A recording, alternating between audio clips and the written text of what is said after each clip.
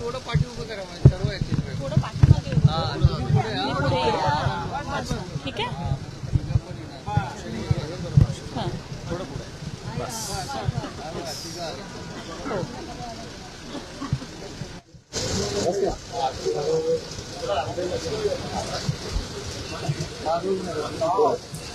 आज खूप आनंद वाटतोय की मी माझ्या आई वडिलांना घेऊन विधान भवन मध्ये आली आहे आणि राज्यसभा सदस्यत्वाचं प्रमाणपत्र आज मी त्यांच्या सोबत घेतलं.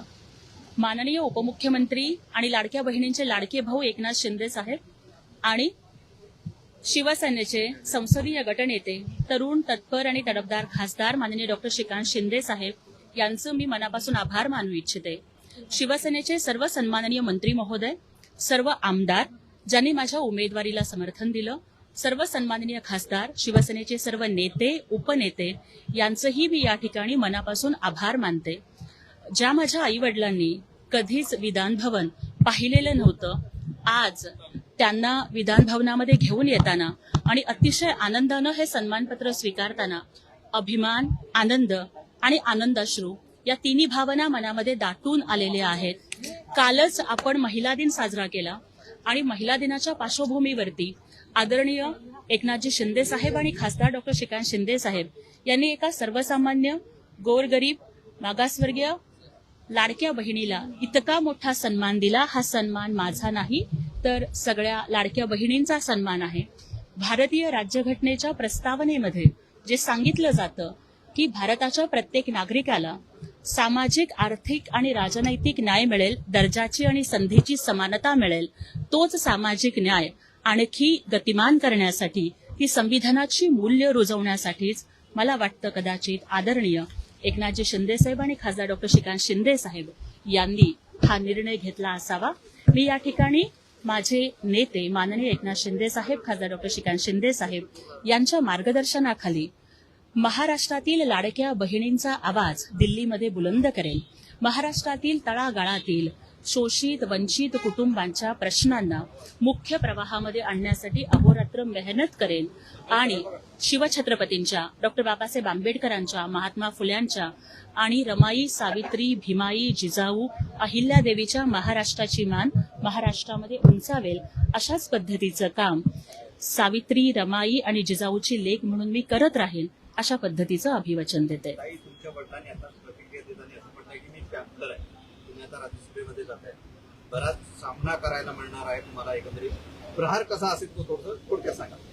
हे बघा, कदाचित पद बदललेलं असेल पण नसामध्ये जे रक्त आहे ते रक्त तेच उसळणारं रक्त, जे चळवळीचं, शिवछत्रपतींच्या विचारांचं, बाबासाहेबांच्या विचारांचं, शिवसेनेचं, हिंदू हृदय सम्राट बाळासाहेब ठाकरे आणि धर्मवीर आनंद दिघे साहेब यांच्या स्वाभिमानी आणि जाज्वल्य परंपरेचं आणि ज्या पद्धतीनं आमचे मुख्य नेते एकनाथ शिंदे साहेब आणि खासदार डॉक्टर श्रीकांत शिंदे साहेब हे प्रत्येक निर्णय वाघाचं काळीज घेऊन घेतात, त्याच पद्धतीनं महाराष्ट्राची ही लेख ही दिल्लीमध्ये सुद्धा त्याच आक्रमकपणानं आणि प्रखरपणानं लढत राहील.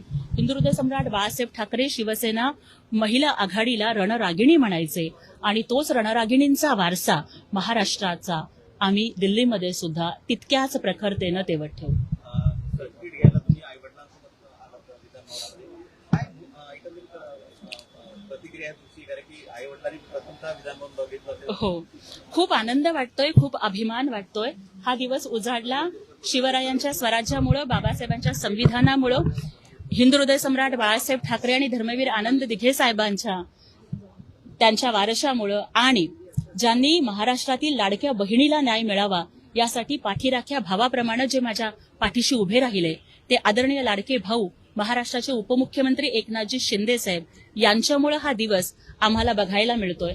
त्याचबरोबर अगदी मला शिवसेनेच्या दसरा मेळाव्यामध्ये बोलायची संधी असेल किंवा शिवसेनेच्या दसरा मेळाव्यामध्ये मी बोलायला जायच्या आधी खासदार डॉक्टर श्रीकांत शिंदे साहेबांनी त्यांनी सांगितलं की ताई, आक्रमकपणाने बोला, लढा, अशी प्रेरणा मला प्रत्येक वेळेला देणारे शिवसेनेचे तरुण तत्पर तडफदार अभ्यासू असे खासदार डॉक्टर श्रीकांत शिंदे साहेब यांच्याशिवाय हा प्रवास होऊच शकला नसता. मला नक्की विश्वास आहे की त्यांनी सुद्धा शिवसेनेचे संसदेचे गटनेते म्हणून माझ्या या उमेदवारीसाठी आदरणीय श्रीकांत दादा हे नक्कीच सकारात्मकरित्या बोलले असतील. त्यामुळे त्यांचं त्यासोबतच आमच्या तमाम शिवसैनिकांच्या मायमाऊलीप्रमाणे आम्हाला पदराखाली घेणाऱ्या आदरणीय सौभाग्यवती लता वहिनी यांचं सुद्धा मी या ठिकाणी मनापासून आभार मानू इच्छिते. सर्टिफिकेट घेतला वडिलांची आणि आईची काय प्रतिक्रिया होती? खरं तर मला वाटतं ती तुम्ही त्यांनाच विचारलात तर बरं होईल. विचारा ना त्यांना पण काय. हा. वडिलांना थोडं पुढे काढतो. साहेब आज काय भावना आहे? मुलगी राज्यसभेवर चालली. मुलगी माझी लहानपणापासून हुशार होती.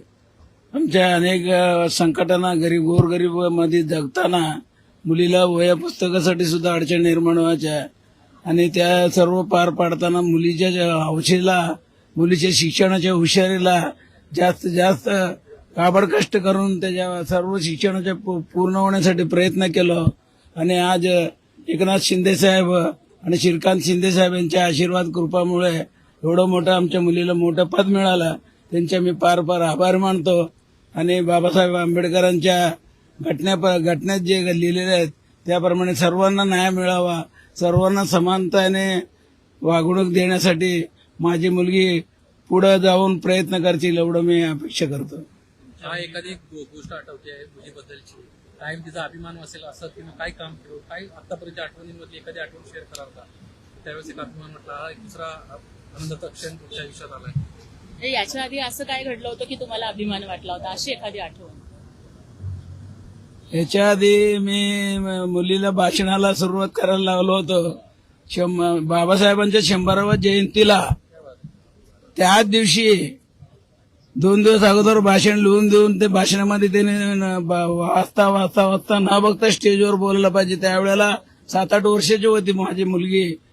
100व्या वर्षी बाबासाहेबांच्या 100व्या जयंती दिवशी एवढं परकाडाने कमीत कमी 15 मिनिट भाषण केले.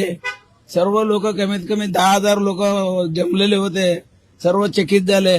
तेव्हा मला अभिमान वाटला, अभिनंदन वाटला.